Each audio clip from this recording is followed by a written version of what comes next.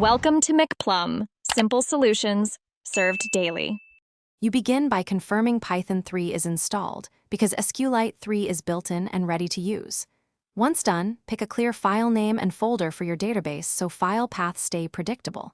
Now open a Python REPL or script and import Sqlite 3. That import creates the bridge between your code and the Sqlite engine. Make a connection object with Sqlite 3. Connect app data, DB, and you're ready to create a cursor. This sets up command execution and transaction control.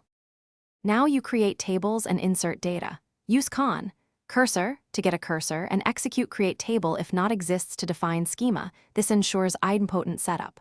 Once done, use parameterized queries like cur. Execute insert into users name age values, name age to bind values safely. Commit changes with commit so data is flushed to disk. Make sure to handle exceptions with try/except to roll back on failures. That preserves database integrity. Finish by querying and closing. Run select statements and fetch results, then always commit writes and close the connection to release file handles. If your app needs concurrency, consider Pragma journal mode equals WAL and set a connect timeout. This helps readers and writers coexist.